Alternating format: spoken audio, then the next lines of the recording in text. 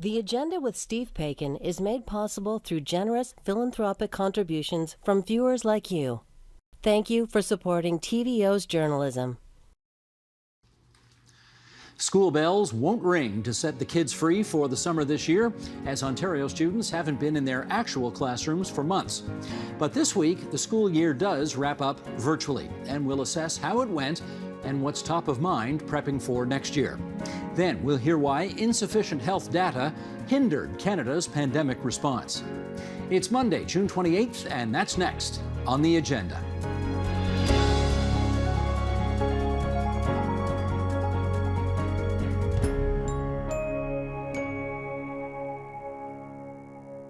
Educators, parents, and students are all poised for the beginning of summer. For many, it will be a welcome respite from the most unusual school year in living memory.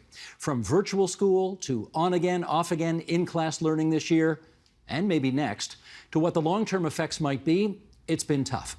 With us now for more, in Mississauga, Ontario, Diana Wang-Martin, high school chemistry teacher in the Peel District School Board. And in the provincial capital in Liberty Village, Jay Williams, a middle school elementary teacher of math, science, history, and geography in the Toronto District School Board. And in downtown of the capital city, Prachi Srivastav, professor specializing in education and global development at Western University, and Kelly Gallagher-Mackay, assistant professor and program coordinator for Wilfrid Laurier University's Law and Society program. And we're delighted to welcome all of you back to our program. And just before we start our discussion, and in the interest of full disclosure, TVO has been part of the province's delivery of distance learning since it was created in 1970. Today, TVO offers online secondary school courses through what's called the Independent Learning Centre, the ILC. And it's been asked by the province to help implement a provincial online learning system in Ontario. So we get that out there in the interest of full disclosure. I want to start, if I can, with the two I was going to say two teachers. You're all teachers, but I mean those who are in the elementary and secondary panel. Jay, to you first. I know we all tend to focus on the bad news, but let's start maybe with some good news. What was the one thing about this past year that actually kind of surprised you because it went surprisingly well? You know, just how resilient our students really are. They were faced, as you mentioned, with insurmountable situations in which, you know, they could have easily folded. But what they showed to me specifically is, again, just how resilient they are and able to bounce back when we had to pivot, return to school, pivot again, but really shine through and really lead this opportunity for things to be great this school year. Okay, Diana, what would you add to that in terms of what surprised you because it actually was okay? I would have to agree with Jay, is the resilience and the grit of the students. They went through so much this year. It was so exhausting for everybody, but they stuck through it, and they actually, you know, did learn some things, and you know, they were very, very resilient, and I'm very, very proud of them. All right, Jay, you know I'm going to look at the other side of the coin now. What stunk about the past year? A lot. To be very honest and very frank with you, a lot was difficult. As I mentioned before, we've had to pivot multiple times. The uncertainty of which we were faced, returning to school, online, virtual school, emergency learning, looking back at last year's class, students really struggled emotionally, physically, their overall well-being. It was difficult for them to learn. In talking to them over the past couple of days, about what they're looking forward to next year. They're just looking for some stability. They're looking to engage with their peers in class again. And all of that was missing this year for them. And I truly understand how difficult it was a year for them. Diana, for you, the worst part of the past year? Well, many students and teachers were in the hybrid model. And that was the model with, you know, students in class and online at the same time. It was very difficult for students, both in class and online, to be learning at the same time. And it was very difficult for teachers to teach both groups of students at the same time. So that was very, very difficult. And a quick follow-up with you, Diana. I mean, you kind of joked a moment ago that they learned, although maybe not all that much. What part, you got a guess about what percentage of the curriculum you just didn't get to this year? I would say I probably had to put aside about a quarter of the curriculum, to be honest. I wanted to make sure that they learned well the content that they did. And because of that, I had to put aside a quarter, approximately, the content. Jay, how does that compare to your experience? I would have to agree. That's a pretty safe answer. A quarter would probably be left out. However, I would say I touched on as much as I could. I focused on student interest and student voice as much as possible. Also focused on much of what was happening in and around the world. And that, I think, drove my class, my teaching, and my connections to the curriculum this year. All right, let's get some feedback from the two post-secondary people now. Prachi, you've heard what these two educators have to say. What's your initial reaction to what you've heard? Well, I think firstly, teachers are the stars of this year. Thank you so much for your service. And I'm well aware of all of the issues, the issues that households have been facing, that students have been facing, that teachers have been facing. And all of this, in my mind, really comes down to insufficient planning. It comes down to insufficient planning from the provincial level. And given that many of us were warning, raising serious concerns, since I would say at least since last summer, but I had started working on this since last March. It's really somewhat inexcusable that we are here in Ontario in a high resource context, and we've suffered the longest school closures in Canada. And actually, we've suffered the longest in North America and Europe, if you look at the average globally. So that's quite shocking. I think our system, and in terms of systems planning, was just not firstly prepared. And secondly, when there were issues in terms of thinking about what we should be doing regarding the exigencies of this year, that just wasn't clear.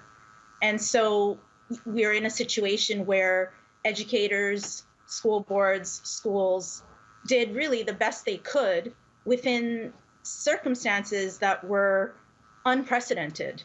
And if we look at other contexts, we're actually much worse than other contexts in the way that we dealt with education in this province. All right, much to follow up on there, and we will. Kelly, let me get your initial reaction, first of all, though, to what you heard from our two educators. Well, I think that they talked about some of the most important challenges that face teachers and the biggest reward and emotionally compelling part, which is the experience of students. It makes sense that teachers have had to adapt, and I agree with Prachi that the level of adaptation of the teaching workforce in Ontario is extraordinary, and many other places as well. So the capacity to have to throw out your existing engaged pedagogy. Imagine for very young children, if you've run a play-based classroom with lots of stations, and all of a sudden you are delivering through sort of this direct two-way transmission, staring up at a screen full of cameras off, students trying to engage socially, knowing the importance of relationships, knowing the importance of in-depth engaged learning, more than just one specific chunk of knowledge. I think that's been tremendous. And then doing it in the context of constant turnarounds, a policy framework, particularly introducing this concept of parental choice that only happened in Alberta and Ontario, which segregated and resplit classes and caused us to have much more churn and disruption than other places. There have been numerous specific problems with the way in which education policy unrolled in Ontario this year. The classic line of Ontario education policy comes back from Mike Harris. John Snowblin, the then education minister, said, let's create a crisis in education. It wasn't good. And what we have here is a crisis from the outside, and a government that either hasn't coped with it or has been trying to take advantage of it for ideological reasons. Prachi, I'm going to follow up with one of the things that you said, and that was the decision to close schools for longer than any other jurisdiction in North America. Here's Premier Ford's explanation. The Premier said, we have the biggest international airport in the country in Toronto, Mississauga actually, and therefore it's really tough to keep a handle on things. We have among the most densely populated parts of the country in the Greater Toronto Area, and that made it difficult to keep a handle on things. And as a result, he said, had I not closed the schools, things would have been just that much worse. Your view? So this is not a view. This is what I'm going to say is actually not a view. It's based on data. It's based on international and global experience. The issue around mitigation of the virus, I think most of the viewers now, having probably been following the story over the last year, can probably attest to the fact that controlling the virus is really you need a number of levels of control. You need macro measures, you need community level measures, and you need school level mitigation measures. And when the macro and community level measures are simply insufficient, we will see transmission in our communities, and that will drive transmission in our schools. And the schools have done the best they can in terms of mitigating at the level of schools, but that cannot really be sufficient if the macro measures are not there. We talk about densely populated countries. Vietnam has roughly 90 million people, and it is a low middle income country. And it did what it did in terms of controlling the transmission at the level of the community last year, such that the schools have relatively been open pretty much since April of 2020. I mean, these are actual mitigation strategies that are put into place to crush the virus at the beginning. Contact tracing, looking very strongly in terms of test, trace, isolate, and being very clear about mobility restrictions. All of these are the kinds of measures that are at the level of macro measures. Then we talk about things like subsidizing our businesses. We might want to look at paid sick leave. All of these, I know it sounds so far removed when we're looking at education, but honestly, if you want to treat certain sectors as essential, we have to put in mitigation measures at the level of community and at the level of macro measures so that we can actually control successfully at the level of schools. Now, at the point that we're at, or we were at perhaps in May or April, it may have seemed that there was no other option at that point. But that's not because this was a natural evolution of the disease in terms of how it was spread. That is because sincere policy measures at the macro and community levels were not put into place in a way so as to protect education as an essential service, as an essential sector. We could look at our neighboring province of Quebec, for example, that did things very differently from January, that introduced a pilot program for families in high alpha variant boroughs, so that all parents and teachers who were in those boroughs got vaccinated by priority. You know, there are things that one can do if one actually wants to protect education as a sector. And I think that is really the point. And I'm sure that over the next couple of years, there will be quite a lot of scrutiny when the dust has settled to really understand at what point did we lose the policy gain. It's not a game.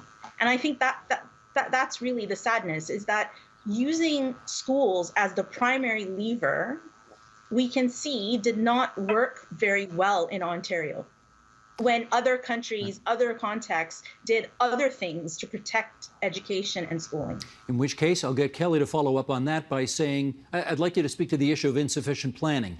If there had been, in your view, better planning, more effective planning, what would that have looked like as opposed to what ended up transpiring? Well, I think one of the most critical demands that have come from the sector over time and that we still need is a collaborative approach to education planning that includes all the key stakeholders and that happens at least partly in public so that we understand that there's a real concern about how do we make things better going forward. We have not had a multi-stakeholder table. We have not had education expertise being brought forward We have not had the data to target where there's the highest educational risk. And we saw how data informed our vaccination strategy. We do not see any kind of data-oriented planning around our education strategy. And that's a really big problem. And again, we fall short of global standards, including those that are considered adequate for low and middle income countries, around sampling and testing and having some idea how kids are doing at the system level. I'm sure the teachers know their own kids, but we don't have a system read. And we need that both to tackle discrimination, to target resources for the vulnerable. We need a proactive plan that's focused on vulnerable students, because we know that the gaps that probably occurred this year, if we look at the evidence from everywhere else in the world, did occur this year. Wouldn't it be nice if we had data here? We know that those aren't evenly distributed. So we need a plan that puts the vulnerable at the center of the picture. And we need a plan that goes forward. We're at the end of June. We don't know what the fall's going to look like. We haven't seen big investments in education, recognizing that there's been disruption and harm. And I can't believe it. Like, I am shocked. When you look at how other countries are responding, we are months behind where we should be. Okay, Jay, I want to follow up with you on this issue of could the schools have been open more from this particular angle. A decision was made, for better or for worse, that teachers need not be prioritized in terms of getting vaccinations. And as a result, teachers sort of were in the queue like everybody else. Do you believe, Jay, that had teachers been prioritized and therefore at the front of the list to get vaccinated, that A, they would have taken up that offer, and B, you could have kept the schools open longer? I would have to lean towards saying, yes, that is the case. Just from conversations in my own circle with my peers and my colleagues, the fear was high, anxiety was high in terms of just contracting the virus at school. Measures, obviously, has been stated in this conversation, were not put in place to protect teachers, to protect students as well and staff in schools. We did the best that we could, but unfortunately, it just was not a feeling of feeling comfortable and feeling safe for most of us. So going back to your question, if we were prioritized in the beginning like we should have, like it seems other countries and other locations did prioritize their educational workers and teachers, schools very well could have been open. Diana, can I get your sense on that? Yeah, I completely agree with Jay. I got my first and second doses at the same time as everyone else. I might have been a little bit earlier in my first dose, but the second dose with everyone else. They really did not. I feel that the province did not put in the proper plan, did not go with the proper planning to make schools safe. Doug Ford sent out a letter to his stakeholders in the spring that basically admitted that schools were the main and biggest sources of COVID outbreak in the province. So that says a lot. Well, I guess with that information in hand, you got two choices. Shut them down or vaccinate like crazy to make sure that they're not. They went for the former instead of the latter. You think they made the wrong call? They needed to vaccinate everyone. They also needed to put in place safety measures that they did not. Okay, Prachi, you want in on that? I think there are some issues in terms of, there's two things. There's first making sure that the schools are in a safer context. And I think that is primarily one of the issues that many of us had been actually arguing for since last summer. And many of those measures, primarily the ventilation measures and the smaller class sizes, these were really seen as public health measures. They were politicized beyond all recognition.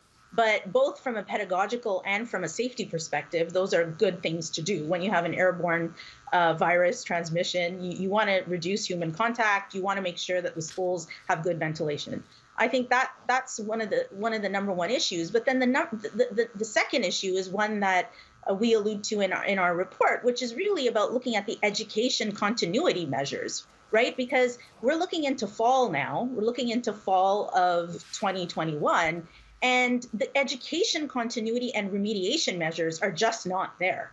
You know, the things that we know in terms of emergency education literature, and there is a rather large field, this idea that we don't know what to do because the virus took us by surprise is actually discourse that's used to legitimize inefficient and insufficient policy. We actually do know what to do in emergency education circumstances. We do know what to do when there are pandemics like Ebola, like Zika. We actually do know what to do in terms of education. And what we need to do are three things. The first thing, we need to look at our curriculum and really understand, as Diana and Jay both have said, that there were parts of the curriculum that were missed. That's not because of lack of effort or because the teachers don't want to teach it. It's because it's unable to be met in the same way, given this pivoting and also given the problems that students have been having in a range of areas. So we look at the curriculum for every single year from JK until grade 12, and we see what parts of the curriculum need to be lengthened, what parts of the curriculum need to be moved into the next year, what parts of the curriculum need to be put in from the previous year into this current year. And you need to do that for the entire system.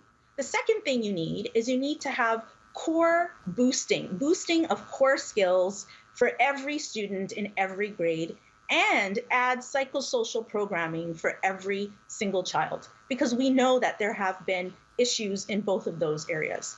And then the third thing we need to do is to have targeted interventions for the most disrupted, for children that now have new vulnerabilities, that had existing vulnerabilities that have been deepened. All of that requires resources, and it requires comparable data, of which we do not have. It also requires collaborative planning, stakeholder participation, which has not been implemented. And these, to me, are really the kinds of discussions we need to be having for September. And we need to do that for 2 years. The things that I'm saying are not off the top of my head. They really are looking at the literature for the last 20 years and understanding what we do when there is a mass long-term education disruption. Well, let me follow up with Kelly on one of the things that you just said there, which is critically important, and that is data. Kelly, in a normal year, we'd be getting EQAO testing for grades 3, 6, and 9, and you could actually follow the progress of students year over year, schools versus schools, and so on and so forth. I guess for understandable reasons, they decided not to do that this year because, of course, you'd be comparing apples and oranges. What the kids were able to learn this year compared to previous non-pandemic years just would not have been the same. The downside of that is we don't have, I gather, good data for what did in fact transpire this year, and therefore we don't really know what the kids learned or didn't, or how much catching up they've got to do, et cetera, et cetera. I basically throw that as a sort of a big pile of you-know-what to you and say, discuss. Right. Well, Ontario has a long-standing data shortage, and it's really important that when we think about educational success, we think beyond literacy and numeracy. There are multiple strategies, there are multiple indicators we need to really understand how our system's working. We need equity indicators, we need race-based data, we need measures of key school processes like attendance, and yeah, we do need some literacy and numeracy information as well. The recommendation from UNESCO, from Data Quality Matters, is that we have sample-based testing with an oversampling of vulnerable students. And that would help us take the temperature. That would make it undeniable what's happening in our schools. Because I did a review of 15 large-scale assessments happening all over the world, but particularly in the US and in England. And there's no question that we can do this. We can use teacher diagnostic assessments aggregated to give us a picture. So in the US, one study of about 3 million students using standard teacher diagnostic assessments that you'd use at the beginning of the school year to figure out your reading program for students showed that there was a 40% increase in the number of kids who were 2 years behind just after the first closure of last year. We're a year later. We don't know what's happened since. We don't know whether the remote schooling worked or to what extent, and all the effort and money that went into doing remote schooling, we don't know whether that worked. And we have a really major problem if we can't see where there's problems, who's most affected and understand, particularly, I think we now know we really need to keep an eye on systemic discrimination and how these patterns are working out for different groups of people. I find it very worrying that we know that the places where the most parents chose to go into remote schooling, that those are disproportionately low income, disproportionately racialized groups where we've got data. Without and that great data is Wi-Fi collected either. by journalists. Huge Wi-Fi issue is an enormous issue for rural Ontario. Enormous. In Toronto, it's not great at all. And there's technology issues like computers without mics. So kids have done their whole year on chat. There's all kinds of technological problems, but the technology is sort of the least of the problems. The genuine digital access is actually a bit social, as is learning.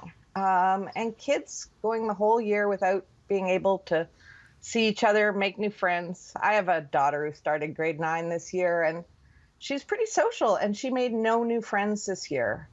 It's been a really challenging year. We're not going to get data on that, but we should have some data on kids' well-being.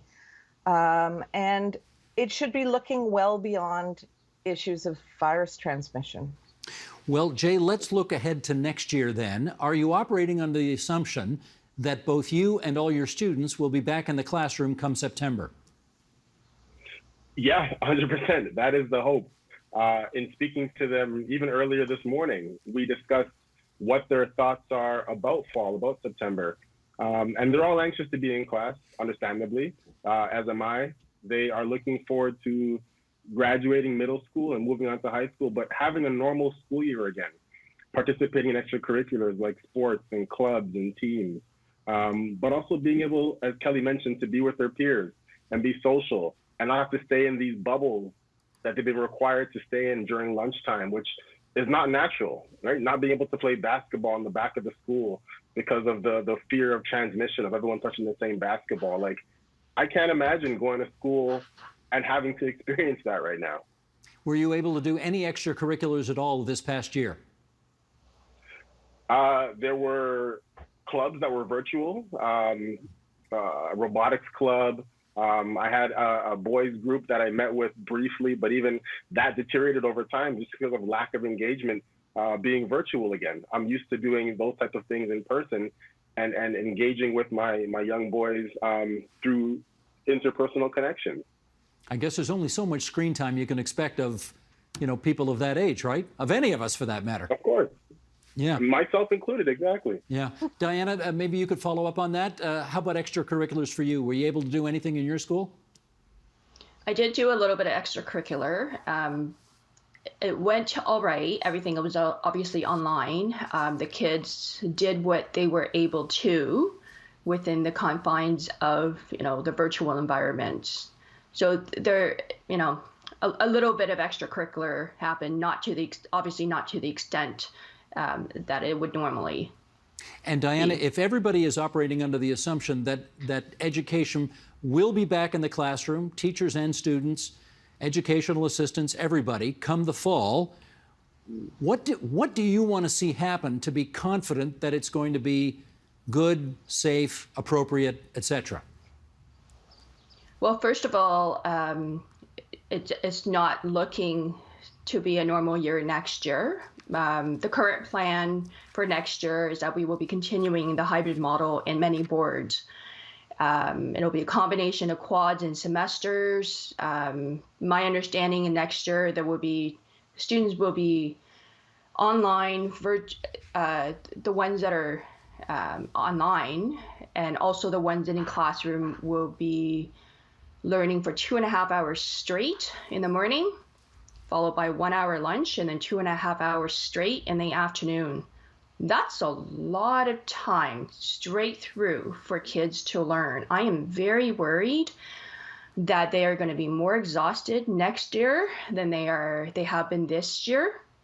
In terms of keeping everyone safe in the school, they need to get the ventilation system properly worked through.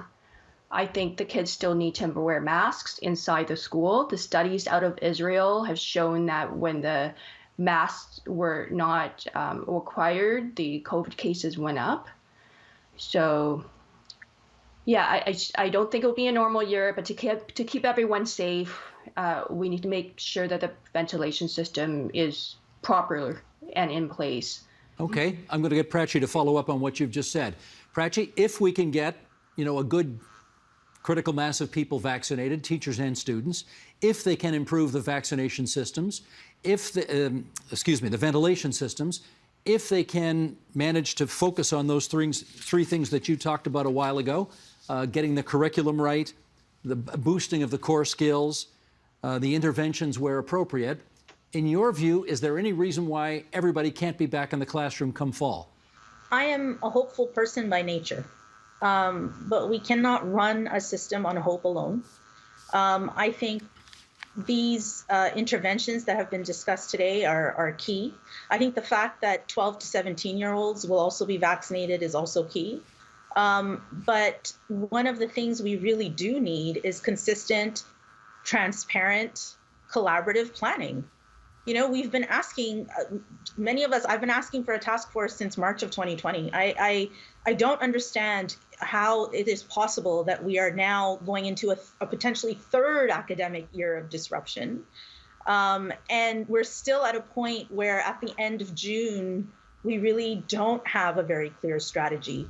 I'm going to give an example just because I've been working with the G20 engagement group, and I'm leading a policy brief for G20 countries on education, recovery, and rebuilding. I did last year. I'm doing it again.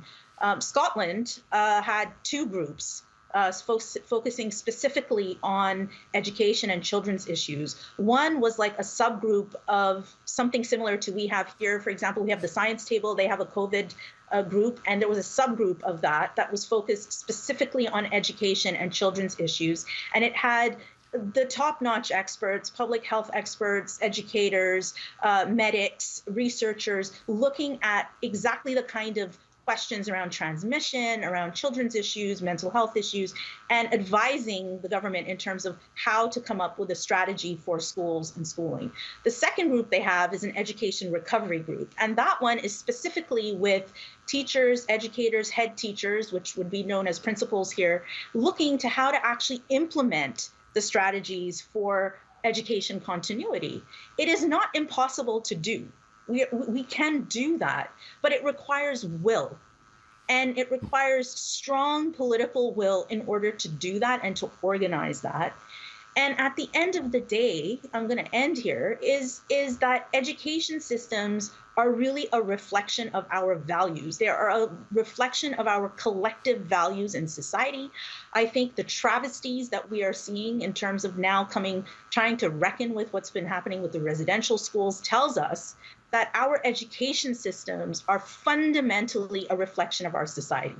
And if we fundamentally believe that this is an essential service, that this is going to be the cornerstone, the bedrock of our future, we need to be planning in a way that is serious, that is cogent, that takes into consideration the safety issues, but also the issues around really understanding that 2.1 million citizens of our province, that is the elementary and secondary students of our province, have been denied a basic right to education for now going into a third academic year. That to me is inexcusable sitting here in Ontario in Canada. I just cannot understand it. Well, I totally hear what you're saying, but Kelly, I'm going to get you to follow up with this. The demands on the public purse have been and are going to continue to be enormous going forward. And I'm thinking of all the people right now. What did the Financial Accountability Officer say the other day? There are literally millions upon millions of elective surgical procedures, diagnostic tests, and so on, that have been backlogged as a result of the lack of access to healthcare services over the course of the past 15 months. And the government's been told it'll cost $1.5 billion to clear that backlog. Well, the government's put half that money forward so far. That suggests that, there's more to come there. How are we going to manage all this, I guess, is the short question, because there's tons of demands everywhere for more and better. Yeah, There is, and there should be, because if we fail to invest now in meaningful educational recovery, it is likely to lead to long-term economic harm. So one of the key findings in our report was an estimate of how much we might expect that students' lifetime earnings would be adversely affected by the pandemic. And if we very conservatively assume that kids had sort of a third of a year of skills loss over the last 15 months, and that is conservative and an average, which is very unequal, then that would suggest likely a 3% drop in lifetime earnings. And it's going to hurt our GDP because well-educated kids have a key role to play in terms of solving our great big problems for the next generation, because we know this isn't our last great big problem. We've still got climate change ahead of us. We've still got all kinds of collective challenges. We need to learn to work together to solve those problems. And we know that it's also an economic issue. So it's like a $1.6 trillion price tag expected as just from the skills loss associated. So let's put some money up front and let's take a look. Netherlands has put over $4,000 per student. The US, not big spenders on education, $2,700 per student next year. Ontario, $72 if you look at their learning. These are just the investments in learning and social and mental health. So we got to join that parade. I can't believe that we're failing to invest. And there are some more economical approaches with strong evidence base behind them.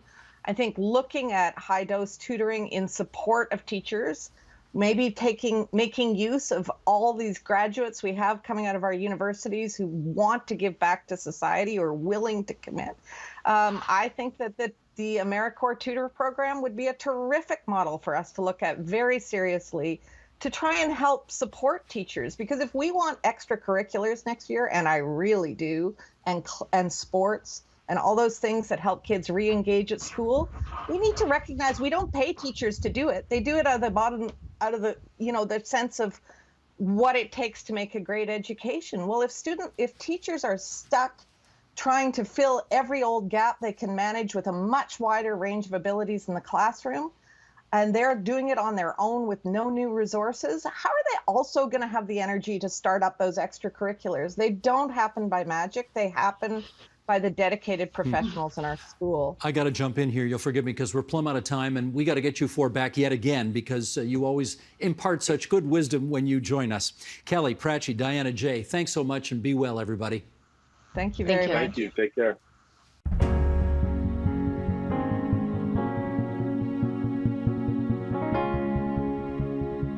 If ever we needed a vivid example of why good data is important, a new report from the Pan-Canadian Health Data Strategy Expert Advisory Group has just provided that.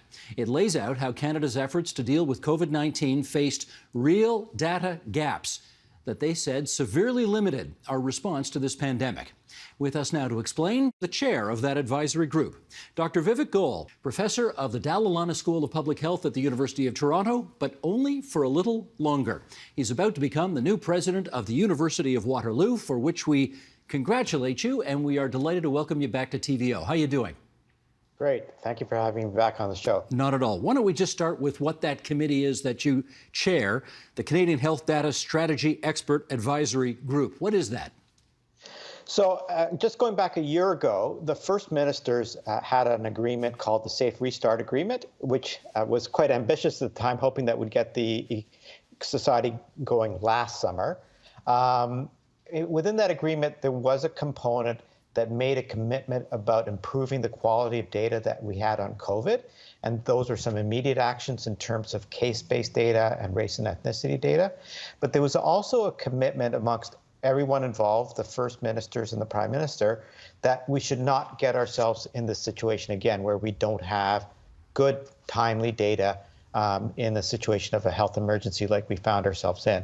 And so this longer-term health data strategy work that I'm chairing an expert group on really rose out of that let's learn from the lessons of the pandemic and try to ensure that we can build some information and data systems that ensures that Canada doesn't fall into the same situation again. What was the biggest problem our decision makers had to face given the lack of excellent data that you would want to have? Yeah, so there's not just, unfortunately, one big problem, but I can just give you a few examples. I cited, for example, race and ethnicity data. We don't have good race and ethnicity data on our cases, on who's in hospital, who's in ICU. And so that means we're not really able to tell who's being affected the most.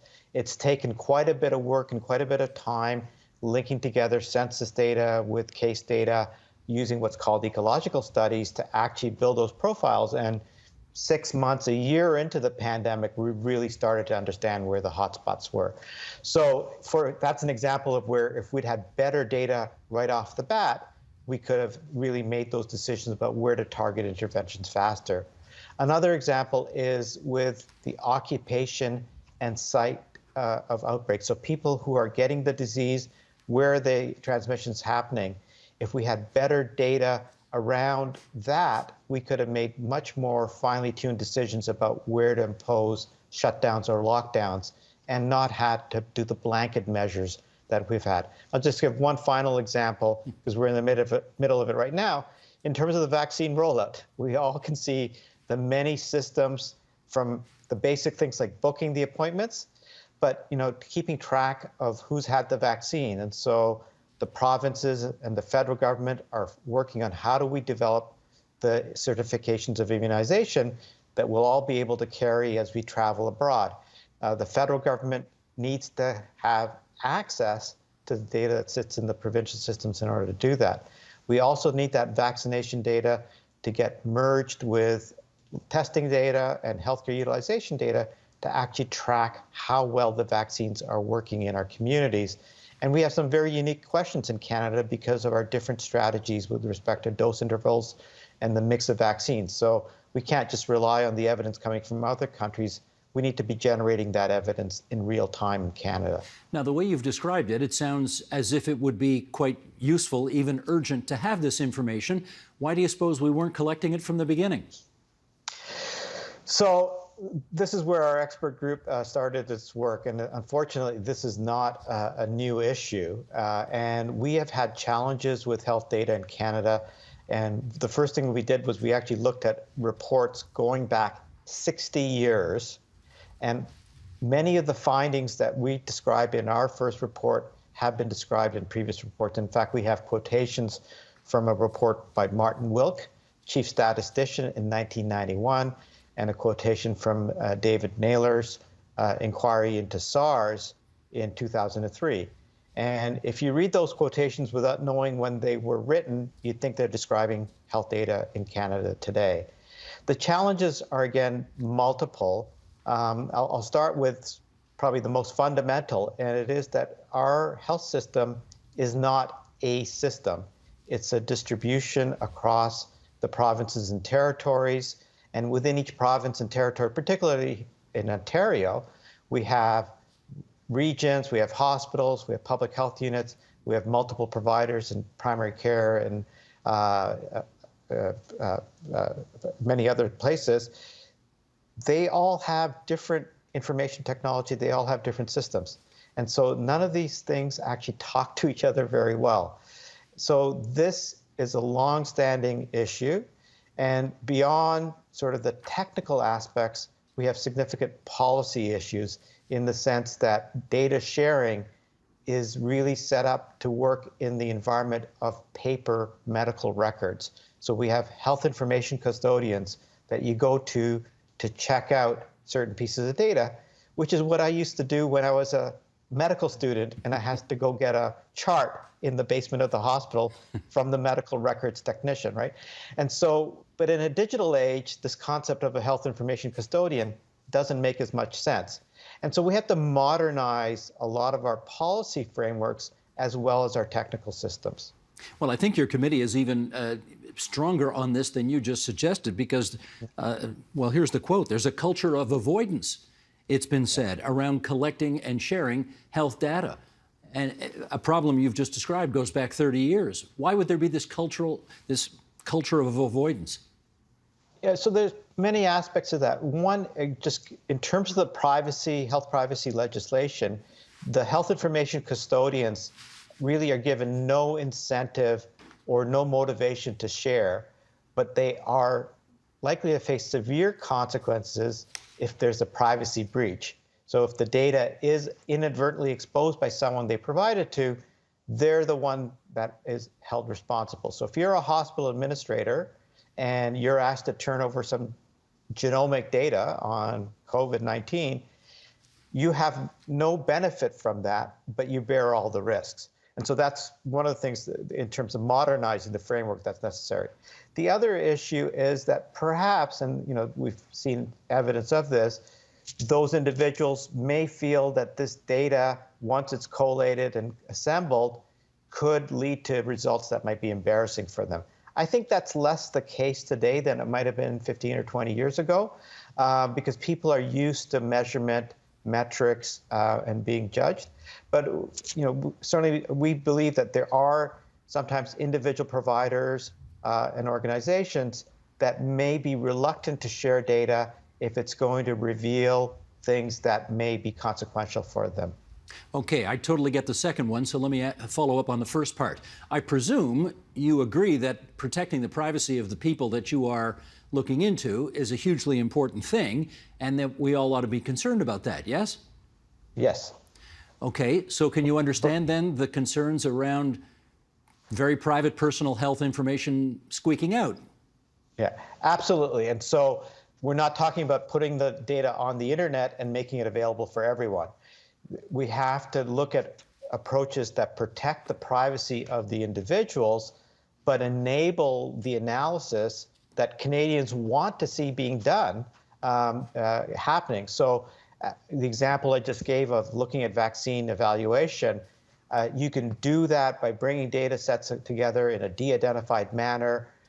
You can do it by doing it in secure places like the Institute for Clinical Evaluative Sciences.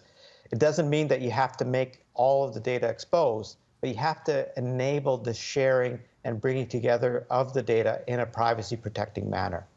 Understood. Let's, I always like to find out who's doing this better than we are. So as you look around the world, are there other jurisdictions that sort of have this nailed in the way you'd like to see and that we ought to be copying? Well, there's a number of jurisdictions that do have this going well. And I'll also note there are Canadian jurisdictions that are doing it well. Alberta is a good example. Because they've moved to a model of a single health authority, their health system and public health data are coming together much more seamlessly than in some of the other provinces and territories. But globally, certainly the United Kingdom, England in particular, have been investing in these sorts of approaches for some time, and they were much better served. So one of the reasons why we've seen the variants emerging in the United Kingdom first is because they've got great systems for bringing together the data from the healthcare system, from public health, and the genomic system, the research testing capacities all together in secure ways that I just described. And so they picked up the first one, which is now known as Alpha, and then the Delta variant, which started in India, but we've been watching grow in the United Kingdom, is because they have both large amounts of testing going on, but also the sharing of the data and bringing it together with other sources, such as in the health system. So they're able to calculate how transmissible it is. They're able to predict whether the mortality rate is higher much more quickly than we're able to do here in Canada or in many other parts of the world. I see. Given that you're an educator, I'm going to presume that you wish our population in general was just a lot more data, however you pronounce it, literate than we currently are. And I wonder what you think, what kinds of problems arise in a population when the population really isn't very data literate to begin with? So I absolutely agree that data literacy is important in this conversation really for two reasons. One is we need people to understand what the value of that data is, how it can be used to improve their own lives, their own health care, but also that of their family and friends. And so that the sharing of data, as we just described, is going to benefit them and their community. But second, basic data literacy is important, and we've seen it throughout the pandemic. When people are talking about the effectiveness of vaccines, how are those rates calculated? Even something as basic as how many people are vaccinated, we need to know the difference between the denominator that's being used. Is it the entire population? Is it adults? Is it those that are eligible? The rates that you get are very different. And people get confused because they say one place says it's 75% have had it, another place says it's 65%. Well, if you don't understand how those rates are being calculated, what the sources of data are, then you're going to get confused about it. So that is an example of data literacy that would help people in better understanding what's happening and making more informed decisions about which vaccine is safe for them, which vaccine is going to be effective. You know, in a weird kind of way, the pandemic has provided an opportunity for Canadians to become just so much more aware of issues such as this. I mean, we're all a bunch of would-be epidemiologists nowadays. Yeah. Do you think there's an opening here because of the pandemic for people to really get on top of this in a way they weren't in the past? Absolutely. And to be honest, this is one of the things I'm really looking forward to with my new role at Waterloo, is to think about what's that general level of data literacy that every graduate should have, regardless of what discipline they're in. And I'll also note, this was not just an issue because of the pandemic, right? We already were facing the need for greater data literacy throughout society. You know, big data is driving so many parts of our economy and society. Every time we have an interaction with someone online, we're generating more data. So we need to understand what that data is, how it's getting used, and how we can take advantage of it in our own lives. All right, in which case I gather you would love to create a national system which would take an approach to collecting and sharing health data that would be, you know, less fussed over jurisdictional boundaries, like in this province it's this way, in that province it's that way, in that territory it's yet another way. You'd like to do something genuinely national. Is that fair to say? Well, the language we use for our vision is we actually call it ecosystem. So one of the great things now with the technologies and systems that are available now, we don't have to have a big single Canadian box of data.